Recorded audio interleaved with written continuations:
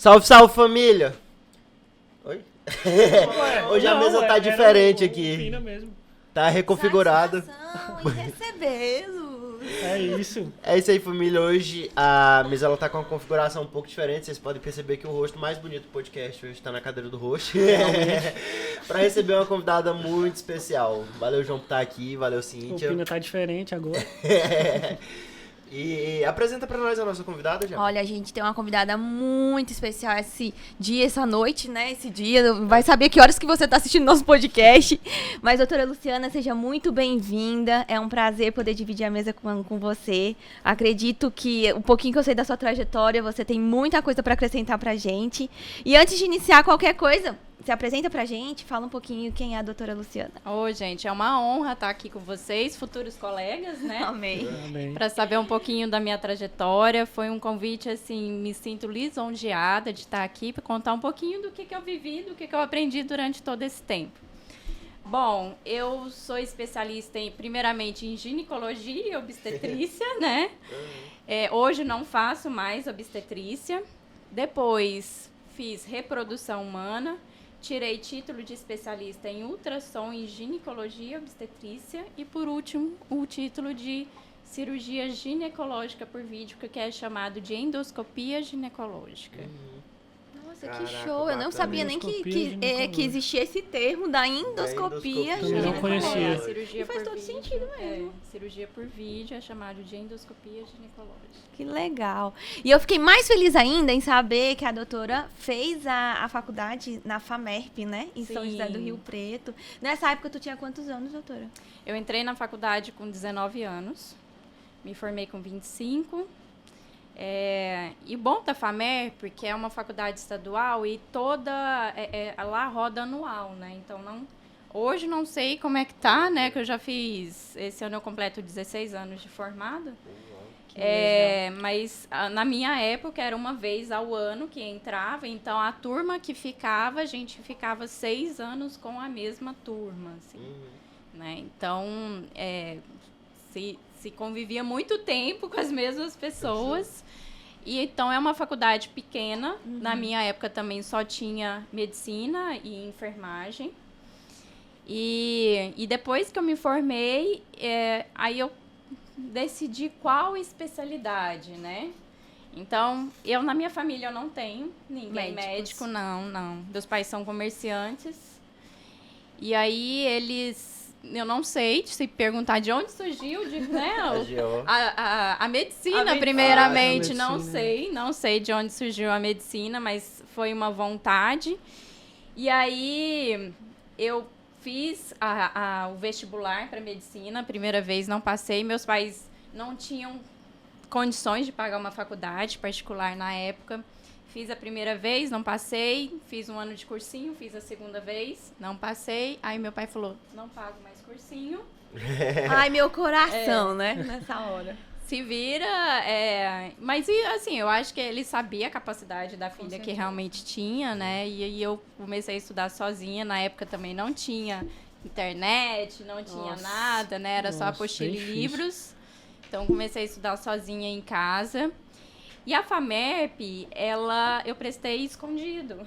Oxi, Sério? foi escondido Sem pra contar São pra Paulo ninguém. fazer vestibular. Na verdade, na época era o vestibular da Unicamp, junto com a Unicamp. E tinha uma fase que fazia em Brasília, né? E eu sou de Goiânia. E aí eu fiz a primeira fase em Brasília. Aí depois, quando eu passei para a segunda fase, que eu fui e contei para minha mãe, né? Que eu estava prestando a FAMERP. E aí, assim, para eu conseguir dinheiro, eu tive que dar umas aulas particulares, umas coisas meio assim. Aí eu prestei FAMERP, prestei Goiânia. Prestei um concurso da Caixa Econômica Federal, Na época que tava prestando medicina. Na época que eu tava prestando Olha só. medicina, que eu tinha que fazer alguma coisa, né? Já era o segundo ano depois do médio, né? Finalizado o médio. Isso. E aí eu tinha que começar a fazer alguma coisa, e aí eu prestei o concurso da Caixa Econômica Federal e prestei um vestibular para direito, assim, sabe?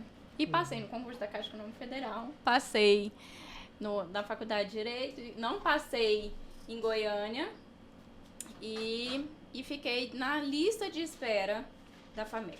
Ai, caramba. Foi. E o objetivo era a FAMERP. O objetivo era. E aí, quando eu fui chamada, assim, eu fui chamada para a FAMERP e, no mesmo tempo, eu fui chamada para o concurso da Caixa Econômica Federal. Meu Deus. 6 anos estudando, R$0 entrando, Aham. talvez, né, E- saindo. Concurso. E o concurso você tem, no caso, só a entrada. Só entrar. Não, e na época, assim, eu tinha 19 anos, isso eu tô falando de Nova. 1999. Tipo, era um salário de 2.500, mais plano de Mais bônus que saúde, mais chegaria. Isso, tudo né? mais. Adoro isso, mais bônus chegando no então, 20 mil. eu falei, mas aí eu larguei tudo e fui realmente viver a medicina, que foi assim, eu acho que a melhor sem escolha. sombra de dúvida. E foi uma experiência muito bom, num lugar muito bom. Ninguém da tua família infartou quando falou assim, você passou no concurso! É. Você não vai assumir Ninguém foi o com- concurso. Contrário à Vai ser decisão. funcionária pública, aposentadoria garantida. Pelo amor No de Brasil Deus. precisa, né? É, Você tem uma exatamente. garantida. Aposentadoria Não, garantida. não. Você vai ficar aí não, 6 não, anos não. estudando, se 6 você anos. podia já ganhar teu dinheiro. Não. Ai, não. que bom. Eu peguei. E assim, foi até minha mãe mesmo que falou assim, eu falei, mãe, e aí? O que eu vou fazer? Ela falou, o seu sonho sempre foi medicina, vai atrás, vai fazer. E aí, assim, fiz, né, 6 anos morando em Rio Preto. Foi uma experiência muito boa, uma turma muito boa. Eu tenho amigos que eu carrego até hoje de Rio Preto, né? Como foi uma faculdade, assim, 6 anos convivendo praticamente com as mesmas pessoas. A maioria do estado de São Paulo, então quem era fora eram pouquíssimas pessoas que eram de fora. Eu tinha um apelido, muita gente me conhece pelo meu apelido, não me conhece pelo meu Qual nome. que é, doutora? Conta pra gente. Chama Rosinha. Rosinha. Por quê? Por causa da Rosinha do Chico Bento. Nossa! Eu tinha vindo de Goiás, meu pai tinha fazenda aqui no Tocantins, e como a maioria do povo era de São Paulo, Ficou com uma ficou com a Rosinha e era um apelido muito forte, assim. Muito Rosinha de Chico forte. Bento. bem Forte, carinhoso, né? Bom, e aí eu comecei você começa a estudar e sem nenhuma, assim, nenhuma pessoa que eu pudesse me espelhar e falar, eu vou seguir tal coisa, né? Eu vou fazer tal especialidade. Então, aos poucos, você tem que primeiro experimentar tudo, né? Se dá o direito de experimentar. Eu sempre falo que o que você não gosta é porque você não conhece direito. Não explorou a fundo, Não né? explorou a fundo. Então, às vezes, eu não gosto de pediatria, mas será que você realmente estudou, né? Às vezes não conheceu adequadamente. Então, primeira coisa, eu fui explorar todas as áreas. Fiz trabalho científico, tive bolsa do CNPq. Então, eu explorei várias áreas, assim. E aí, no por quinto ano, eu fui vice-presidente da Liga do Trauma. Lá de Rio Preto. E aí, eu decidi que eu queria uma área cirúrgica, né? Então, eu gostava muito dessa área cirúrgica. Mas o que fazer diante, sendo mulher, querendo ter uma família, ter filhos, né? E ter uma área cirúrgica. O que fazer, né? E aí é onde entra a importância do internato, o amadurecimento do internato, porque até o 4º ano, lá a gente contava por anos, né? É diferente por períodos. Aqui, quando tanto a UFT, né, o ITEPAC conta por período, isso me dá uma certa dificuldade, às vezes, para pensar, porque eu conto por ano. E aí, até o 4º ano, você tem, assim, os primeiros anos é anatomia, né, histologia, depois vai entrando na semiologia, vai entrando nas áreas, nas especialidades, mas é tudo muito estudo, né? E lá, Muito só teoria, né? Muito só teoria, lá não é diferente. E aí, a partir do internato que você tem o contato com o paciente e saber o que realmente você pode seguir, de onde que você pode seguir. Então, o internato lá, a gente passava tanto o 5º e o 6º ano, passava no internato e chegava no outro ano, passava tudo de novo, né? Tudo de novo, em todas as áreas. E aí, assim foi. Eu passei em cirurgia, pediatria, clínica, não sei o quê. E aí, quando eu passei em ginecologia e obstetrícia, né, eu me encantei, assim. Brilhou. Eu me encantei, principalmente no começo a gente se encanta até mais pela obstetrícia, que a obstetrícia tem mais o que fazer, né? A obstetrícia, ela é mais dinâmica, ela é bem mais dinâmica, a questão do parto, da gestante, né? Muito ativo, né? Ela é bem muito dinâmica ativa, Muito a obstetrícia, dinâmico, ela é extremamente dinâmica. A ginecologia, assim, para o interno, principalmente, ele, a princípio, não entende muita questão hormonal, né? O anticoncepcional, a menstruação, não sei o que, é uma confusão de fatores. Para mim, não foi diferente, né? Não foi diferente, até como interna. Então, eu me apaixonei principalmente pela questão da obstetrícia. E aí, no final do internato, no 6º ano de medicina, eu decidi fazer ginecologia e obstetrícia. Ginecologia e obstetrícia. Mais pela G ou pelo O? Vou te falar que foi mais pelo O. E hoje eu não faço o O. Você vê a vida, você tem que deixar se levar, né? Por tudo. Mais pelo O. Por isso que eu falei, pelo dinamismo do O. Eu cheguei ao final do 6º ano, eu já ajudava a fazer parto como uma médica residente, assim. Tanto que eu gostava ali, né, de estar envolvida na parte da obstetrícia. Porque a parte da ginecologia, você passa nos ambulatórios, lá tem ambulatórios de especialidades, né? Parte de terapia hormonal, parte de infertilidade, tem uns ambulatórios de especialidades. Então, eu atendia junto com o residente, sempre tinha o chefe que orientava tudo. E aí, a cirurgia, né? Interno na cirurgia, você Instrumentador. Você é instrumentador. Na obstetrícia, você já é um auxiliar, né? Então, na obstetrícia, você está ali como auxiliar. Você tem o obstetra e você entra como auxiliar. E a mesa, geralmente, não tem nem instrumentador, né? Na obstetrícia acontece isso. Agora, na ginecologia, não. Na ginecologia tinha um chefe, tinha um residente, aí tinha o R3, R2, R1 e o coitado interno lá no que pé. fica No meio. pedindo, pelo amor de Deus, dizer assim, fazer alguma nem que coisa. for pra colocar um campo, deixa eu colocar um campo pra chegar perto. Ele fica lá, troca o soro. Não Acerta tem... o foco. Acerta o foco. Não tem... Você não tem, assim, acesso nenhum, né? Porque... E aí eu não tinha parte da cirurgia, né? Da parte da ginecologia. E fiz a residência, optei fazer lá, né? Lá na FAMEP. Lá na FAMEP mesmo, lá em Rio Preto. Optei fazer lá em Rio Preto. Fiz lá em Rio Preto. E foram 3 anos. Na minha época, era a 2ª turma que já a ginecologia já fazia parte desses 3 anos, né?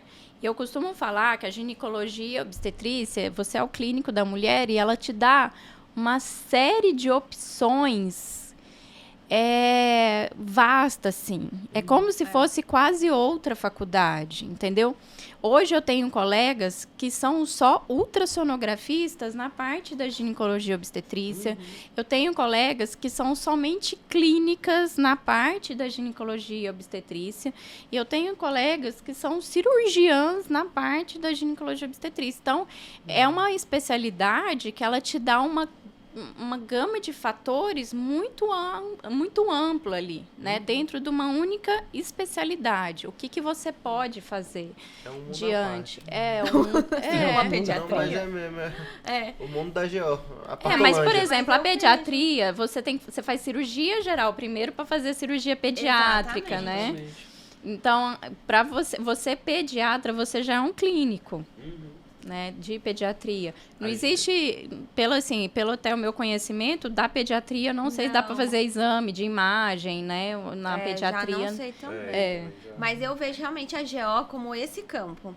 é aquela especialidade que, ao mesmo tempo, você consegue explorar a clínica, você consegue explorar a parte de exames de imagem e a parte da cirurgia. Então, é aquela...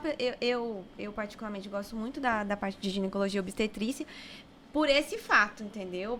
Porque, por ser uma pessoa que precisa de planejamento, eu consigo olhar para ela e conseguir me planejar, pensando lá na frente. Foi um dos meus maiores... Além de eu achar, assim, a parte, né, da linda da obstetrícia, que hoje é o que mais me encanta. É linda aquela criança descendo toda melada. Nossa, Caralho, sensacional. escorregando, Eu a mãe acho gritando. maravilhoso. A mãe É que gritando. vocês É uma estão experiência fora. única. Aquele prepara aquele ambiente calmo, né? Não tem Gente, gritaria. é o caos, 16 que eu mulheres gosto. gritando ao mesmo 16 tempo. ao mesmo tempo. É porque eles Ela não têm te xinga, estrogênio. ela fala mal de você, ela diz que vai te processar, vai chamar o Ministério Público, a Corregedoria, o defensor, o juiz. O Batman. Ela é amiga do deputado, ela conhece o delegado. Mas depois ela Mas olha depois pra que você. nasce, ela olha e com uma gratidão de você participar daquele momento. Cara, ela esquece Aquele- tudo que aconteceu. É muito Eu falo, hormônio "Oxe, não, tu tá me envolvido. xingando, É muito hormônio envolvido ali. Então aí ela variação olha de e ela agradece. Até hoje, né? Eu fiz obstetrícia quando eu cheguei aqui em Palmas. Até hoje eu encontro gente na rua, olha, doutora, minha filha que 10 anos de idade, que você fez o parto.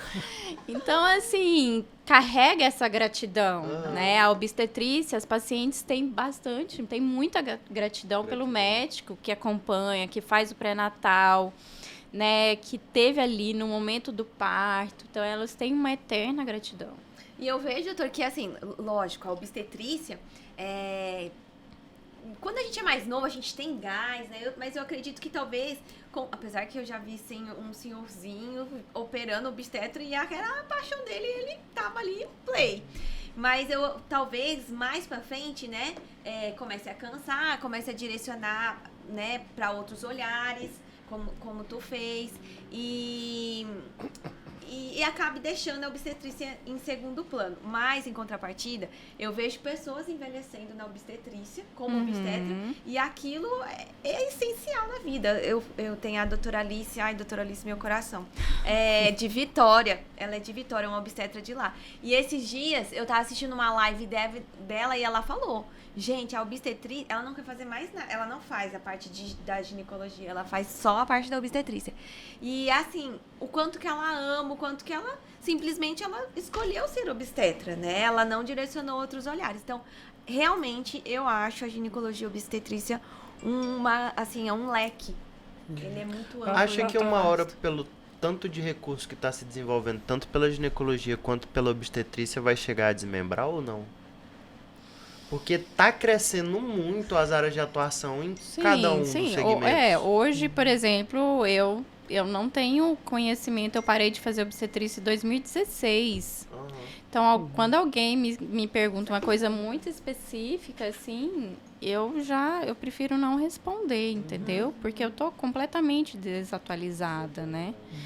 São áreas que elas se complementam, né? Elas não são distintas, são fases diferentes da mulher, então a ginecologia, como geral, ela pega fases diferentes da mulher. Então, desde aquela mulher que está na puberdade, né, e aí ela passa pelo período reprodutivo, e aí dentro desse período reprodutivo tem esse anexo da gestação, né, que aí é onde entra a obstetrícia, que tem uma fase hormonal completamente diferente. E aí, depois dessa parte ela parou a parte da vida reprodutiva, ela entra no climatério, menopausa e a senectude, que é a pós-menopausa. Então, a ginecologia, ela envolve todos esse caminhar, né? Então, eu nunca, sinceramente, assim... Pode até um dia desmembrar, mas eu acho que hoje a ginecologia ela é essencial. Ela é essencial.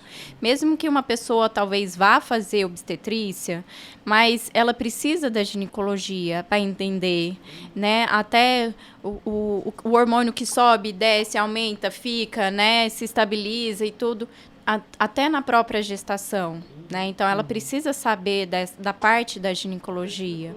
Mas, realmente, como dentro da o campo da obstetrícia é muito vasto ali, porque a obstetrícia são uma das poucas especialidades na medicina que envolve duas pessoas, envolve a mãe e um feto, né? Então, envolve duas pessoas ali, envolve a mãe e um bebê que está sendo gerado, que está sendo formado. Então, é por isso que ela teve uma denominação à parte na ginecologia do tamanho da importância dela, né? Mas a medicina, o lindo da medicina é esse, né, o desenvolvimento com o passar do tempo, a gente nunca sabe como que vai, né? como que vai. A impressão que eu tenho é que a escolha da especialidade, ela é uma escolha de estilo de vida, né? E a GO, ela te proporciona essa questão de você escolher vários estilos de vida diferentes, né? Olha, eu tenho amigas que eu ligo o Instagram e eu até canso. Tipo assim, 3 horas da manhã, tô aqui fazendo um parto, ó, agora eu vou começar outro parto, agora eu vou não sei o quê.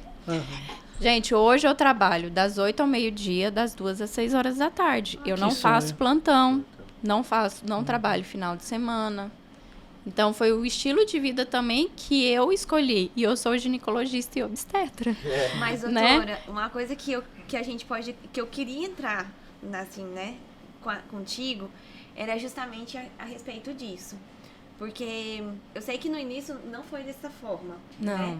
E eu queria que a senhora trouxesse para a mesa um pouquinho de como que foi até chegar a essa estabilidade, que é uma estabilidade que todo mundo deseja, todo mundo almeja ter, né, essa oportunidade de chegar nesse momento. Como que foi a trajetória da senhora? Então, aí quando eu estava no 3º ano de ginecologia e obstetrícia, eu queria fazer ultrassonografia. Ultrassonografia. E lá em Rio Preto mesmo tinha o subtítulo, né? Isso. Subespecialidade da ginecologia e obstetrícia, que tinha medicina fetal eu não queria fazer de jeito nenhum. Aí eu acho que a minha paixão, onde já começou a minha paixão desanimar, né, pela obstetrícia. Tinha medicina fetal, tinha ultrassonografia e tinha reprodução humana. Só que lá eles faziam somente a parte de baixa complexidade de reprodução humana. Eles não faziam a alta complexidade, que é fertilização in vitro, né? Então, tinha um ambulatório de reprodução humana, tinha a parte de cirurgia, de endoscopia ginecológica, e aí a gente fazia a parte de inseminação, coito programado e inseminação intrauterina. A parte da reprodução humana, ela funciona praticamente no período da manhã, assim, né? Então, como lá não tinha a alta complexidade, então não tinha uma rotatividade, fertilização, laboratório, essas outras coisas, né? E aí eu tenho uma amiga, uma amicíssima, né, da época da residência, ela falou assim, Lu, vamos prestar nós duas a reprodução humana? E aí eu falo, aí a gente conversa com a chefe do ultrassom, porque aí a gente se ajuda, né? Se passar nós duas, lógico, né? A gente fazendo planos antes. Aí a gente se ajuda e a gente conversa com o chefe da ultrassom se à tarde a gente pode acompanhar o serviço de ultrassom. Aí foi. A gente prestou. Falei, tá bom, beleza, bora. Vamos fazer. E eu gostava muito de ultrassom. E ainda gosto, né, lógico. E aí a gente começou, passamos as duas, né, entramos. E na parte da manhã a gente fazia o ambulatório de infertilidade, fazia a parte de cirurgias, esteroscopias, laparoscopia. Na época, não tinha um desenvolvimento tão grande na parte até ginecológica de laparoscopia. Então, a gente fazia muito laparoscopia diagnóstica, de rastreio de endometriose, né, e tudo. E aí, na parte da tarde, a gente estava junto com as outras especialidades de medicina fetal e ultrassonografia para acompanhar a parte de ultrassom, né? Então, aí a gente fazia os ultrassons, né, obstétricos, ginecológicos, tudo. E aí, quando eu comecei a fazer reprodução humana, eu comecei a ter um olhar diferente sobre essa mulher que ninguém olhava. Sobre uma mulher que ela passava por uma dificuldade silenciosa. Porque não tem uma coisa mais doído que todo mundo na sua volta engravidar e você não conseguir. Porque isso tem uma ligação, às vezes, até espiritual. Tipo assim, ai, porque Deus não quer, porque não é a hora, eu fiz alguma coisa muito ruim, né? De você não ser merecedora, de não gestar. E aí, a mulher que tá grávida, ela conta para todo mundo, né? Ela põe em tudo quanto é lugar, a família fica feliz. E a mulher que não engravida, ela se esconde. Ela não comenta, né? São pouquíssimas as mulheres que chegam numa roda, né, de conversa, a outra fala, eu tô grávida. Não, eu tenho problema de engravidar, eu tenho endometriose, eu tenho ovário policístico, eu não engravido, meu marido tem problema. Você não vê isso. Você não vê isso. Entendeu? E é a primeira a se culpar, né? É a primeira a se culpar, né? De que tá tendo alguma coisa, de que ela fez alguma coisa. E aí ela começa, quando começa a não dar certo, ela começa, às vezes, tomar, né? Não ter, assim, não procurar uma ajuda médica. Às vezes ela vai por outros caminhos, ela toma uma garrafada, toma um remédio da vizinha, né? Toma um passe, vai na bênção, vai no terço. E aí, assim, isso não vai dando certo, e ela vai ficando perdida, e ela vai ficando sem acolhimento, sem ajuda, né? Então, isso foi, assim, foi muito... Isso, assim, realmente fez meus olhos brilhar, assim, de ter esse olhar para uma mulher que, gente, nem na ginecologia e obstetrícia eu tinha visto. Não tinha visto. Não tinha entrado em contato com esse público, né? Nem como residente da ginecologia e obstetrícia eu não tinha visto esse público. Só se encontrava com a mulher em êxtase, né? Em êxtase, porque é onde que a obstetrícia dá esse êxtase, daquele momento mágico, né? Do nascimento, né? Nasceu a mãe, um pai, nasceu uma família inteira ali. E você não tem a noção de uma dor, né? De uma doença que é a dificuldade de engravidar, que é a infertilidade, que é uma doença, né? Então, e aí eu comecei assim realmente foi assim, me interessar, foi um momento muito bom para mim.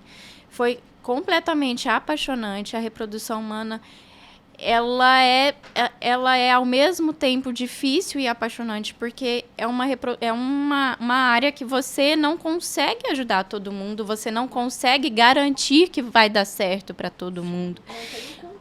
Não tem o controle daquela situação, né? Mas é um momento que você pode fazer alguma coisa por aquela mulher que está com uma dificuldade, e até hoje é um tabu, assim, para muitas mulheres que não querem se aparecer, não querem se expor, não falam que engravidaram, às vezes, por algum tipo de tratamento, né? Então, eu me apaixonei pela fertilização, a parte da reprodução humana. Acabei a minha residência, né, o meu R4 em Rio Preto, e me mudei para Palmas. Mudei para Palmas porque meus pais, eles tinham fazenda no interior do estado. Meu pai comprou, eu acho que desde 1989, então eu cresci, fiz faculdade, sempre vinha para cá, e eu sempre via a necessidade de especialistas, né? E se eu ficasse em São Paulo, eu ia ser mais uma, dando plantão, né? E eu não queria isso. Então, eu acho que você tem que vislumbrar muito o estilo de vida que você quer e ir atrás desse estilo de vida. Dar plantão não tem nada de errado. É um estilo de vida, né? Tá tudo bem. Você vai lá, você dá plantão, você não tem ligação com o paciente. Acabou o plantão, deu 7 horas da noite, você vai embora, ninguém te liga, ninguém te procura. Você vai dormir, você vai beber, você vai numa festa, né? Acabou. Acabou o plantão, acabou a preocupação. Acabou a preocupação, no outro dia você volta, né? Mas é uma coisa assim, de não ter essa ligação com a paciente, eu não gostava, né, dessa relação. E aí eu vim para Palmas pós-residência, né? Completamente sem dinheiro nenhum. Esse é o dilema da vida Tem da como, gente. né? Gente, eu não sei quanto que é uma bolsa hoje de residente, mas na minha época não chegava nem a R$2.000, assim, sabe? Era Hoje tá uns- próximo do 4. Tá próximo dos Nossa, quatro. então vocês estão ricos, pelo amor de Deus. Reclama demais. Nossa, mas os vocês 2.000 reclamam de barriga antigamente cheia, é melhor 4 que o- mil, Tá vocês quase o estão, dobro. viajando de jatinho já. Meu amigo. Na minha época era residência e plantão fora ali, aquela região ali Conseguiu de... fazer uma reservinha, doutora, na época ou não? Ah, muito pouco, né? Porque aí você passa na residência, aí você quer também viajar, né? Você quer aproveitar também um pouco, né? Tipo, agora eu sou médica, né? Eu sou médica, eu dou plantão, eu vou viajar e tudo. Mas aí eu mudei pra cá, e quando eu mudei pra cá, meu pai me ajudou a comprar um apartamento aqui, lá na Zona Norte, lá, né? E aí a minha única reservinha foi nesse apartamento. Foi aí. junto? Foi junto. E aqui hoje também tá mais diferente, mas quando eu cheguei aqui, para você dar plantão, você tinha que ter um concurso ou um contrato com o Estado. Diferente lá em São Paulo, que tem um monte de hospital, um monte de lugar, que alguém te liga e fala assim, quer dar plantão em tal lugar? Ah, eu quero. Como é que é o plantão lá? Ah, é assim, assim, assim, assado. Ah, então tá. Passa seu nome, seu CRM, que eu vou falar lá pra secretaria do hospital e tá tudo certo. Você apareceria lá, sabe? Depois te pagava. Né? Então era bem assim, porque lá, o interior lá de Rio Preto, lá perto de Rio Preto, eu dei plantão em vários lugares. Então, aqui eu também... Aí eu pensei, não, eu vou pra Palmas, eu vou chegar lá em Palmas, eu procuro um hospital, vou igual. levar meu currículo. Vai dar né? certo, né? Vai dar certo. Aí eu cheguei aqui, nenhum hospital particular tinha plantão de ginecologia e obstetrícia. Nossa. Quero voltar pra São José do Rio Preto. O que é Decadência. totalmente diferente de hoje, né? Nenhum. Nada, Que zero. vontade de sair correndo. É. E aí também, aí eu tinha que ter um contrato com um estado, né, para começar a dar plantão. E aí eu te falo que eu vivia assim, e eu vim sozinha, né? Eu não era casada, eu conheci meu esposo aqui. E nem seus pais estavam aqui. Não. Estavam em Goiânia. 100% sozinho.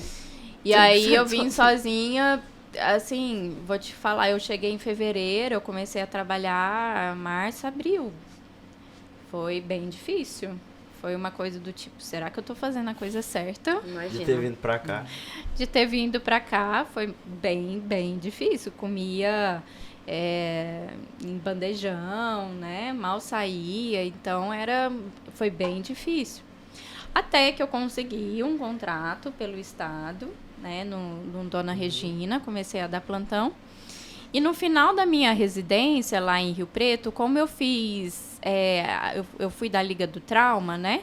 Eu tinha bastante amizade lá com o povo da cirurgia, da emergência, então eu acho que eu fiz 1 ou 2 anos de SAMU lá em São José do Legal. Rio Preto. Eu não lembro se foi 1 ou 2 anos. E então, como eu tinha a parte do SAMU, eu também levei meu currículo no SAMU daqui. E eles estavam abrindo, né, o SAMU regional. Tinha o SAMU na cidade, começou a abrir o SAMU para a região.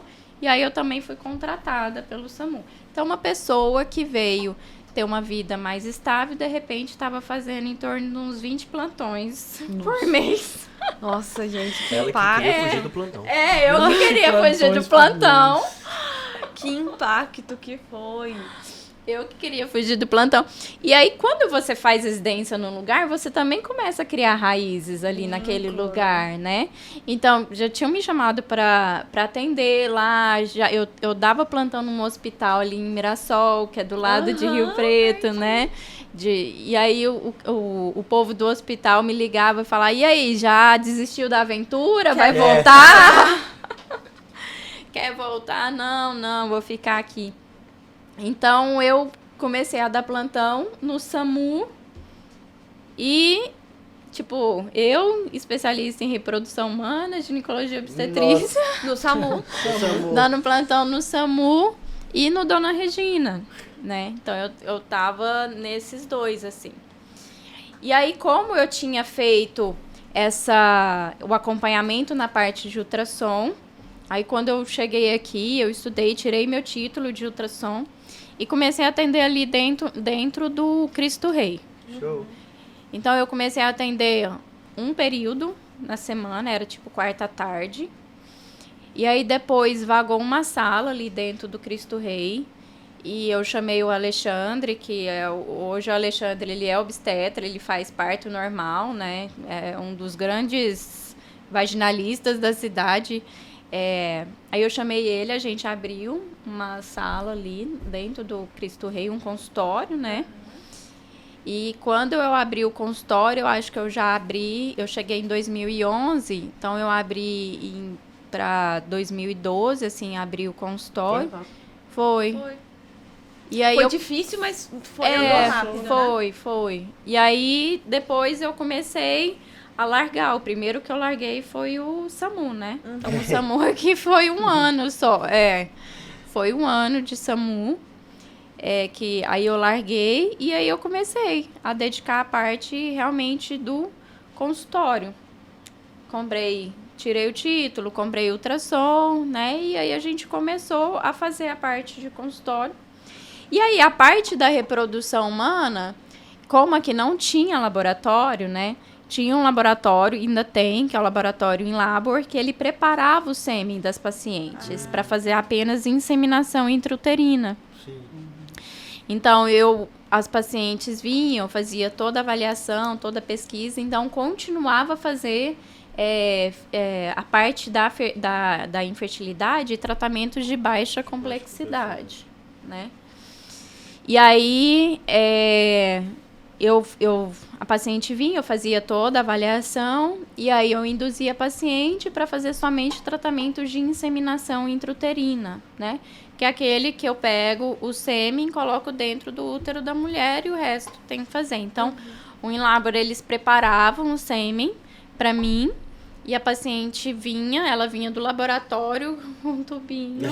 Meu Deus, guardado aqui. Guarda. Escondido. Tava certo, viu? Deu várias. Ela vem chamando com o nome da criança. Já vem rezando. E aí chegava no consultório e fazia a parte da inseminação.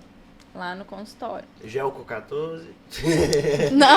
Aí eu pedi, eu comprava os catéter, tudo certinho, né? Tinha a parte do catéter, deixava lá. E assim fiquei ali no Cristo Rei durante 4 anos. Olha, ficou bastante. Foi, fiquei bastante. Doutora, e nesse primeiro momento, né? Porque eu fico imaginando. Abri meu consultório, né? Chegou um momento que você olhava assim na agenda e falava, e aí hoje? 2. Ok. Vinha, atendia. E aí hoje? 1. E aí assim foi progredindo com altos e baixos. Ocorreu isso? Nunca. Ai, que bênção! Então, eu não sei se assim, eu comecei a atender num hospital que já tem um fluxo próprio, né? De mulheres, De né? mulheres, então isso foi benéfico para mim. E eu comecei atendendo de tudo, gente.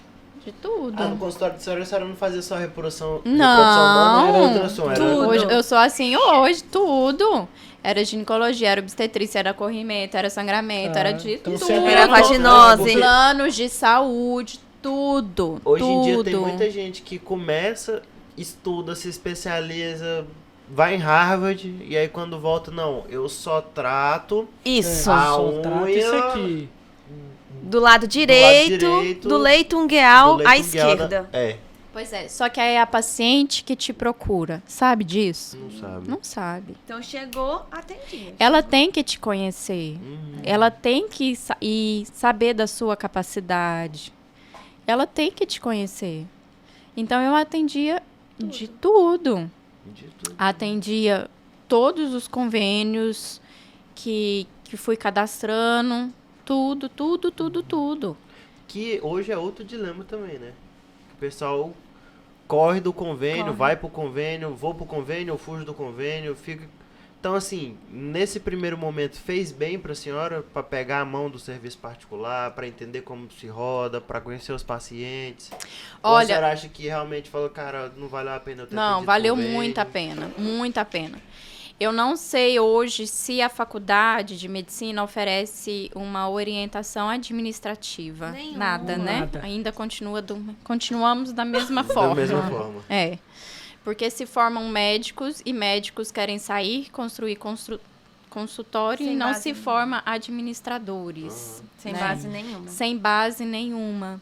Não, a gente não tem entendimento nenhum questão de convênio, questão de cobrança, questão De de nada. faturamento, questão de nada.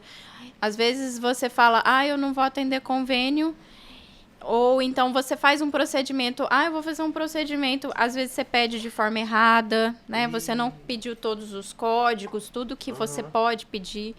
Porque quando você é estudante ali no internato, você não tá nem sabendo quem tá pagando aquela conta ali, ó. Não. Você não, nem que tá sabendo quem tá pagando aquela gaze, aquela seringa que você pediu, aquelas luvas que você trocou 300 vezes. Aquele fio que caiu, Aquele aí você pediu pra pior. Ou que quebrou. Você não sabe quem tá ali pagando, né? Se você tá passando ali no Dona Regina, no HGP, ou ali na Unimed, ou ali no Medical, né? Quem que tá pagando essa conta? Como que é paga essa conta? Como que é solicitada essa conta, assim? Então, você não tem noção. E quando você começa a atender convênio, você também não sabe como que você deve pedir os códigos do convênio. Aí chega lá na frente e não é faturado. Aí eu não faço a mínima ideia do Você- que seja código de convênio. Tem todo Nem procedimento sei que que você existe, faz, você tem um código, né? O código que você vai solicitar do convênio. E na minha visão era muito melhor, era o que eu queria estar ali dentro de uma sala de consultório atendendo do que fazendo um plantão. Era bem melhor para mim. Verdade. Então, unia as duas coisas, assim. O que era melhor para eu, Luciana, né? Eu prefiro estar aqui no consultório, atendendo, conversando com o paciente, vendo, evoluindo, o que eu posso fazer, não sei o quê, Aprendendo. do que eu estar ali no plantão.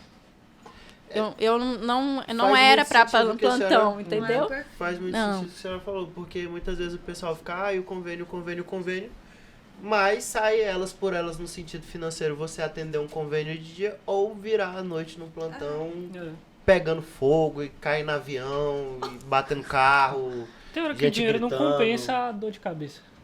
Isso, e também assim, tá na sua área, tá aprendendo, tá pegando um monte de código, tá aprendendo a lidar com fornecedor, com despesa, tá aprendendo a ter noção administrativa das coisas. É um bom ponto que a gente nunca tinha parado pra pensar Nunca tinha nisso. né? Gente, eu vou Não. dar a minha visão do plantão, mas eu não quero passar Não. medo em ninguém, tá? Não quero que ninguém desista de um Do plantão. plantão. E mesmo porque temos que ter, né? Temos que ter, graças a Deus, temos o plantonista. Mas o paciente que tá ali no plantão, ele é do plantão, ele nunca é do médico. Então, você passa, o paciente não é seu. Aquele paciente vai continuar e tendo a conduta das mais variadas possíveis, né? Então, ele passou por você hoje, que tá de plantão, aí você deu a sua conduta. Passou por ele que tá de plantão amanhã, deu a sua conduta, passou por ela que tá de plantão, deu a conduta dela, aí chegou eu dei uma conduta errada. Esse paciente morre, esse paciente amputa uma perna, esse paciente acontece alguma gravidade, não sei o quê. O carimbo de todo mundo roda, gente. Se esse paciente ele vai denunciar, entendeu? Então, você não tem um vínculo com aquele paciente, porque o que dá errado, tudo pode dar errado. Intercorrência pode acontecer em qualquer momento.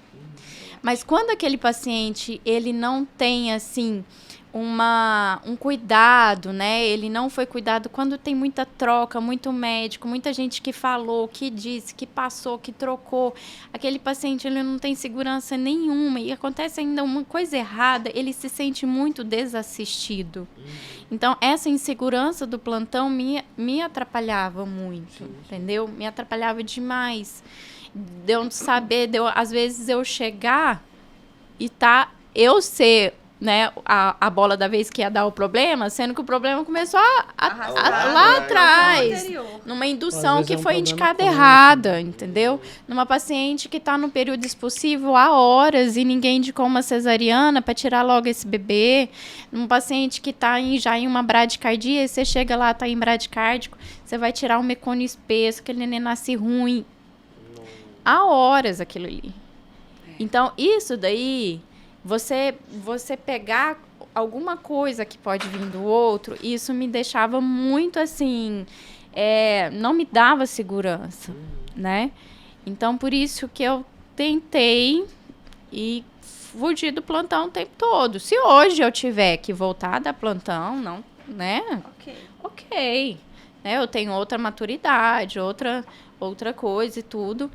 Mas, no começo, o plantão me dava uma insegurança, porque a ferramenta, vocês fizeram 6 anos de medicina para conseguir um negócio, um númerozinho, isso daí é o bem mais precioso que vocês têm na vida, e vocês têm que cuidar com o melhor cuidado possível, né?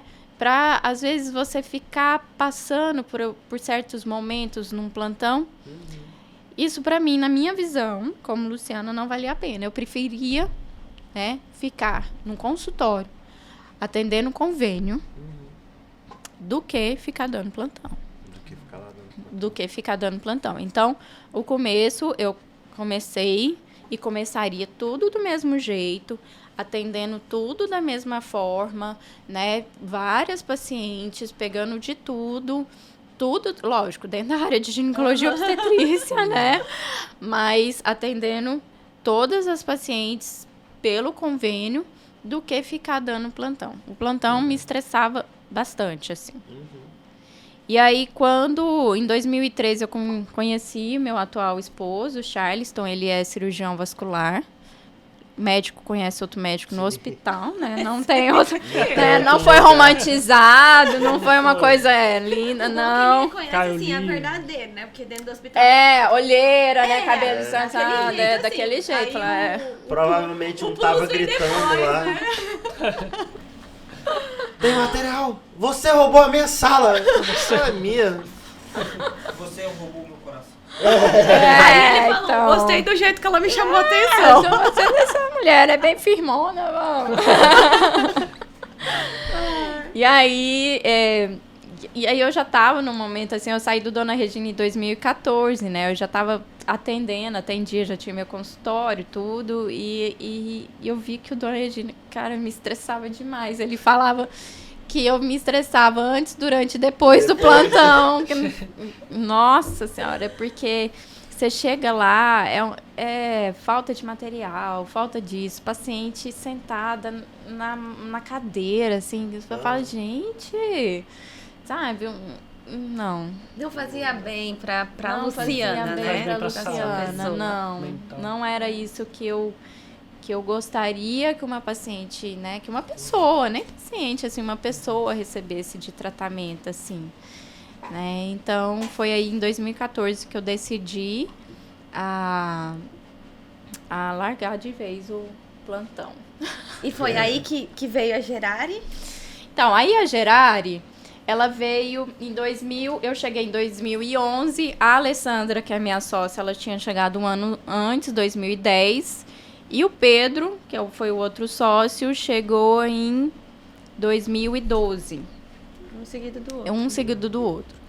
E aí, a partir de 2012, começou a ter a ideia de fazer a Gerari. Em 2013, eu fui fazer uma pós-graduação em reprodução humana na parte de alta complexidade. Então, eu fiz 1 ano e meio de pós-graduação.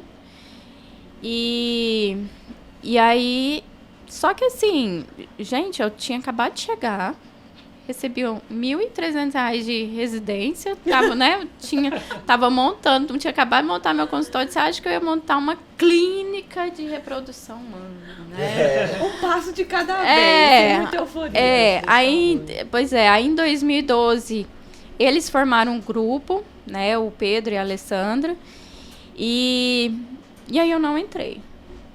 Não entrei, falei, não tenho capacidade financeira mesmo, né? Não tenho capacidade financeira. Já sabia o quanto que dava um consultório, né, de trabalho, imagina uma clínica.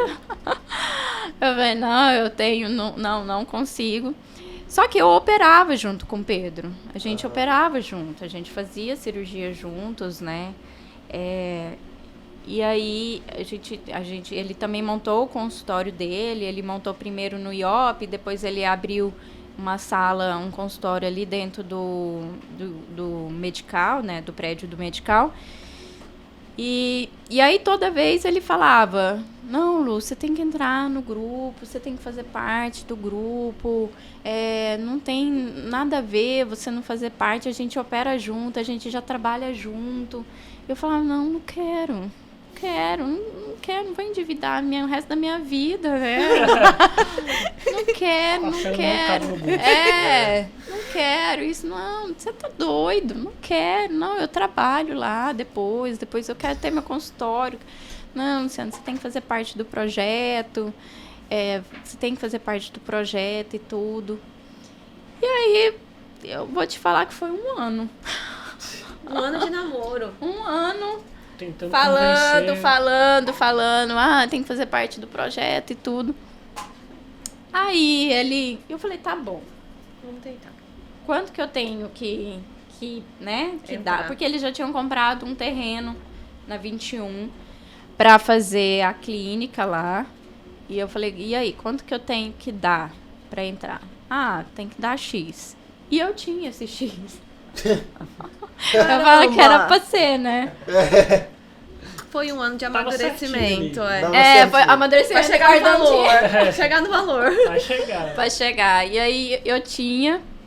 E aí entrei, assim, eu lembro que eu até saí pra jantar com ele, assim, pra comemorar, né? Eu ter entrado. E aí, só que aí a gente descobriu que esse terreno na 21, ele era só terreno de escritura residencial. Você tem isso aqui em Palmas? Tem. Tem lugares. Porque as quadras são planejadas. E aí geralmente os terrenos em volta da quadra são terrenos comerciais ou duplo. E os terrenos dentro das quadras são terrenos residenciais. Nossa, eu não tinha nem ideia disso. Pois é. Sabia não. A gente descobriu isso depois que foi fazer o levantamento pro BASA, né? Pro financiamento do BASA. Aí falou, não pode dar o terreno como garantia, porque... Porque o terreno... Já começou, meu Deus, o que eu fiz? Porque o terreno é residencial, não pode entrar o terreno como garantia. Eu falei, cara, a gente vai dar o quê como garantia, então? Não tem que fazer, tentamos. Gente, mexemos com política, vamos mudar, né? A questão do terreno não deu certo. Aí teve que vender o terreno. E aí, onde que a gente vai procurar, né? E aí eu entrei pro grupo em 2013, essa questão do terreno foi até 2014. 2015 eu casei. Já casei. Então, no meio de tudo, uma vez. Lá, né? Vou desopilar um pouco, vamos casar. E aí, 2015 eu casei, e aí ali, o Pedro era muito amigo do Silvio De Lorenzo, da equipe ali de ortopedia, que aí o Life Center, ele é um grupo de ortopedia, neurologia e otorrino. Então, eles montaram um Life e tinha, em cima da ortopedia, no primeiro andar, tinha um espaço lá, a clínica hoje tem 400 metros quadrados, né? Tinha esse espaço para a gente montar a clínica, montar a parte da clínica, e aí assim fez. E o Pedro encabeçou praticamente tudo, assim. Então, ele encabeçou toda a montagem da clínica, a esposa dele, a Roberta, foi a nossa primeira administradora, assim, ela, porque como um financiamento no Basa, você tem que falar assim, ó, eu preciso desse copo, desse celular, desse fio, o fio número 2, da cor preta, da não sei o quê, você tem que estipular tudo que você precisa. Então, é como se você fizesse uma compra virtual antes de pedir o dinheiro, entendeu? Você não pode chegar lá e falar, eu acho que eu preciso em torno de uns 2 milhões, assim, e vai usando. Não, você tem que fazer todo um projeto. Então, teve uma empresa também junto que fez todo um projeto de tudo, a arquiteta, toda a logística, tudo que você vai precisar para você apresentar para o Basa liberar, né? Então, a esposa dele foi que ajudou a gente, né, nesse começo. E aí, dia 10 de maio de 2016, a gente inaugurou a Gerari. A primeira clínica de reprodução humana com laboratório de alta complexidade do estado do Tocantins. Show de bola. Então, a gente começou e aí... Em 2017, o Pedro sofre um acidente, ele foi atropelado, teve um traumatismo craniano grave, ficou 34 dias na UTI e faleceu. Foi um acidente que comoveu muito aqui em Palma na época. Então, assim, ele tinha uma visão muito grande, né, da clínica. E foi assim, foi um trauma para todo mundo, né? Depois de praticamente 1 ano e meio, ele falecer, né? Ele apostou muito na clínica, ele apostou em realmente montar a clínica, fazer acontecer, né? Eu falo, sinceramente, eu e a Alessandra, a gente fala que se não fosse ele, não teria, assim... Ele insistiu, ele confiou no sonho, ele teve meta, ele teve garra e ele fez acontecer. E confiou em vocês. Exatamente. também. Ele escolheu as pessoas para estarem do lado dele, né? E aí ele fez tudo, né, acontecer, assim, por isso que no começo o nome dele, da parte da reprodução humana, era muito mais notório, né?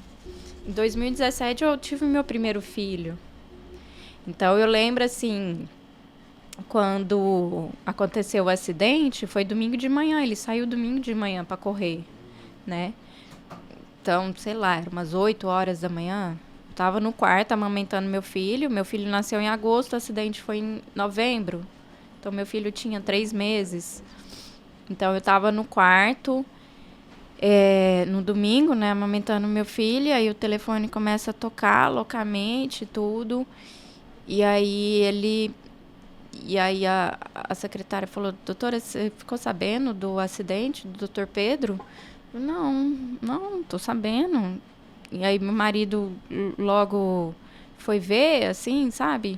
Aí todo mundo correu pra clínica e a gente tinha pouca, assim, informação, não sabia direito.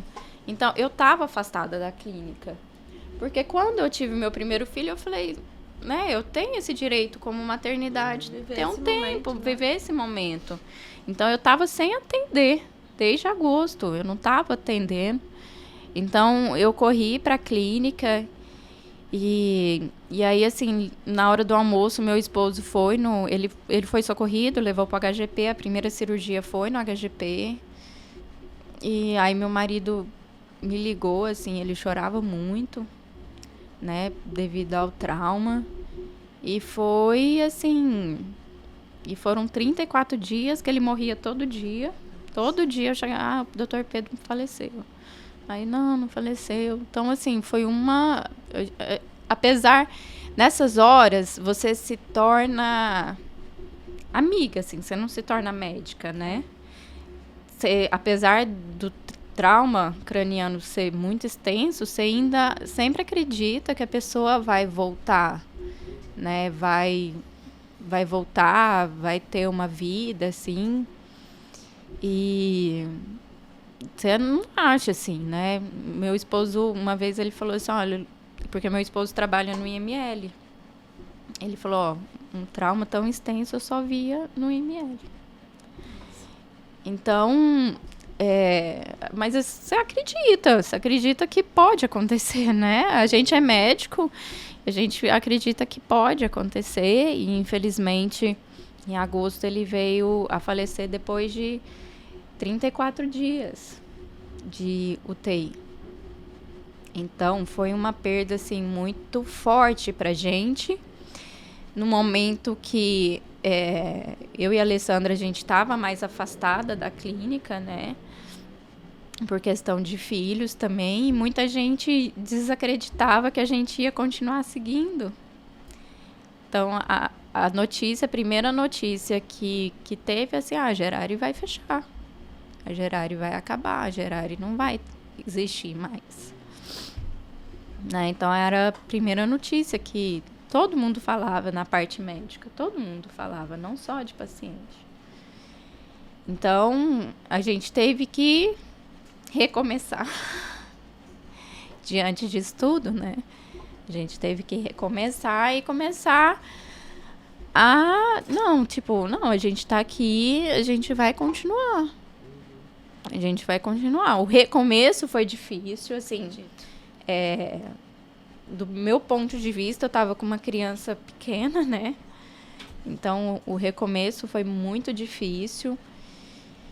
Mas a gente foi trabalhando e foi buscando, assim, né? Foi uma construção de um tijolinho por dia, né?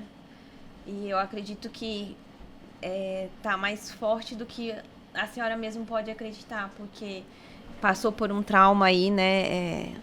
É uma situação difícil, muito delicada, que desestabiliza. Foi em 2017, logo depois, um pouquinho lá, 2, 3 anos, veio a pandemia.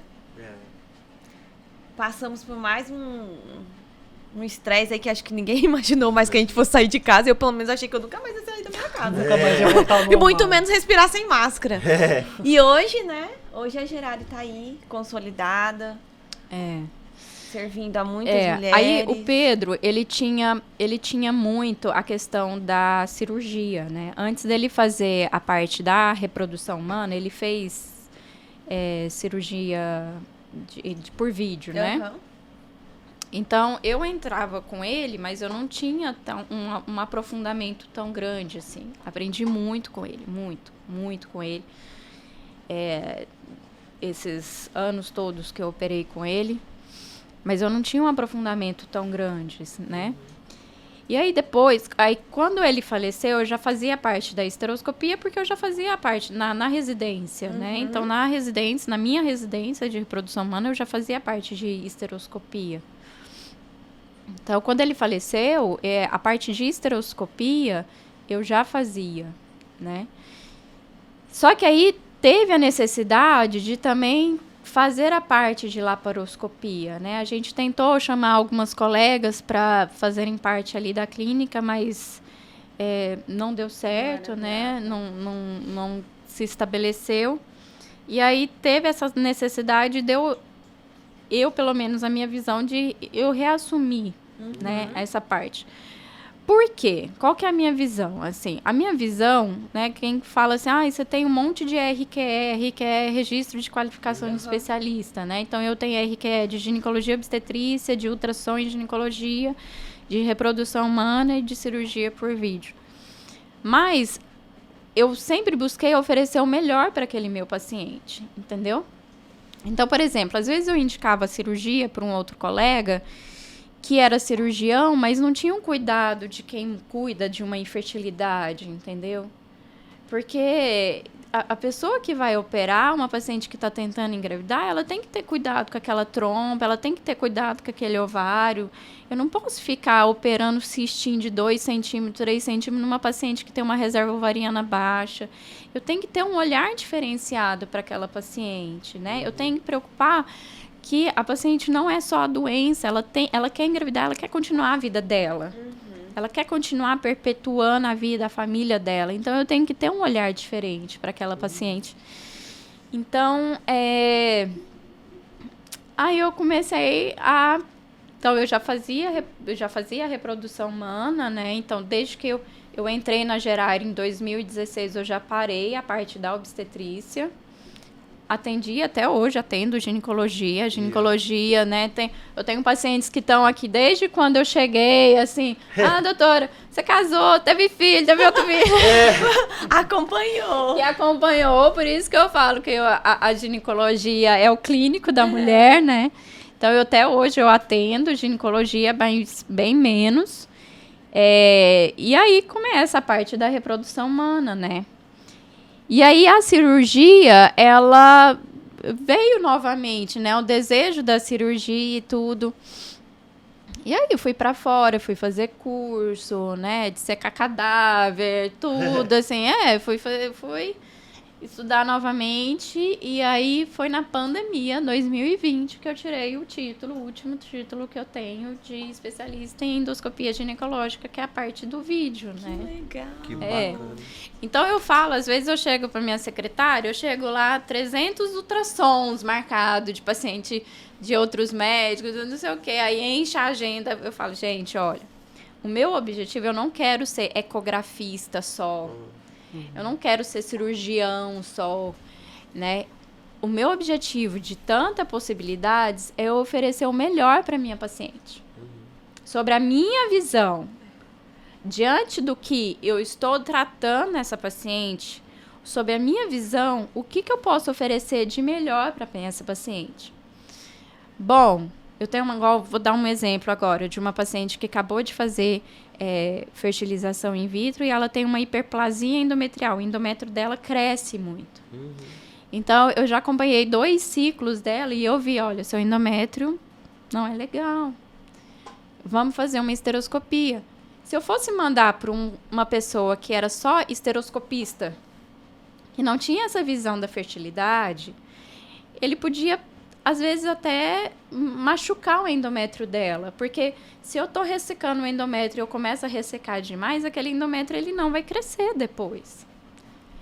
Então, eu vou fazer uma esteroscopia nela de uma forma bem mais conservadora, né? Porque eu vejo que ela não quer tratar só a hiperplasia endometrial dela, ela quer engravidar. Então, eu tenho que tomar um cuidado dessa paciente não ter não prejudicar o útero dela, porque o objetivo dela não é tratar a doença, é engravidar, né? Então, com isso, eu vejo assim que a minha busca por essas especialidades foi para eu oferecer melhor, o que eu posso oferecer melhor para a paciente que me procura. É conseguir, né, ofertar uma integralidade, né? Integralidade. Nossa, gente, perfeito, né? Show de bola. Sensacional. Eu tinha certeza que a senhora tinha muita coisa pra agregar com a gente, com o pessoal que assiste a gente. Foi muito bom, muito bom. Nossa, eu acho que é um olhar diferenciado, né? A saúde da mulher já é algo que, às vezes, ele é um pouco mais sensível, até da gente, né, abordar muita coisa. E não que o homem não seja, né? Mas talvez mais bruto, talvez mais resolutivo em algumas coisas. E a mulher não, né? A mulher, ela tem um jardim dentro dela. Sim. E esse jardim, ele precisa ser cultivado, ele precisa ser cuidado para ter um solo fértil. E ali ele poder se reproduzir, né? Lógico, com a ajuda de vocês. Um pequeno detalhe.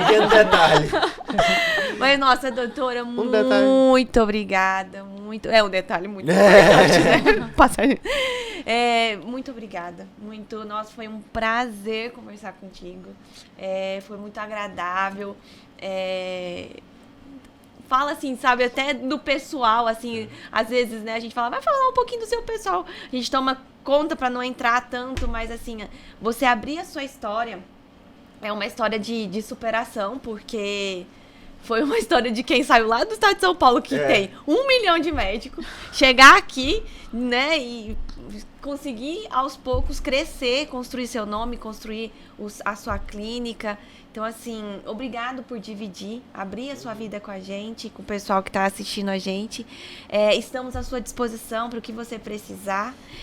Espero voltar a ser sua aluna novamente. E Felicidades pra você. Ah, Deus gente, abençoe. foi um prazer, assim, a vida é uma constante aprendizado, né?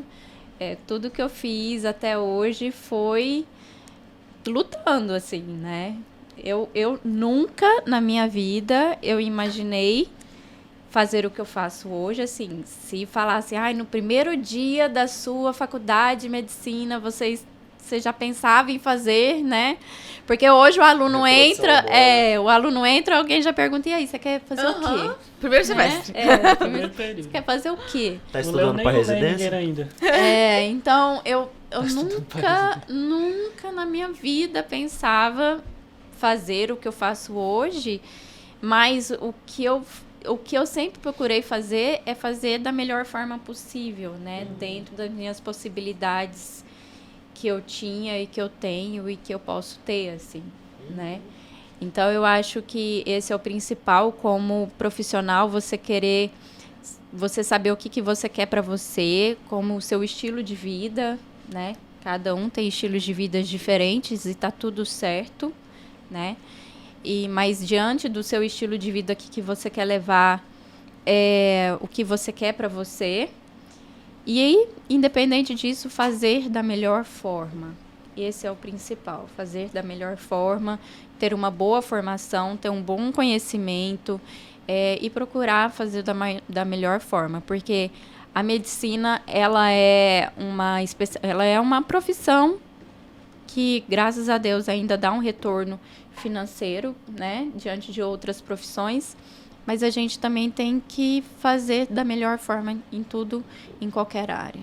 E obrigada pelo convite. Estou à disposição. Se quiserem falar de reprodução humana, congelamento de óvulos, fertilização in vitro, cirurgia, endometriose, estamos aqui para precisar. Muito bom, muito bom. Obrigada, meninos. São Hoje eu que vou me despedir de vocês. Todos os assuntos pertinentes e quem sabe, Exatamente. a gente não traga pra falar sobre Sim, isso. Exatamente. Certinho? Joia, ótimo, perfeito. Obrigada, meninos, por vocês estarem aqui comigo hoje. E você que ainda não ativou o seu... Não, como é Ativar mesmo? o sininho. Ativou o seu sininho, inscreveu curta, no nosso comente, canal compartilhe. e acompanha a gente para novos episódios. Um beijo. Tchau. Até mais, galera.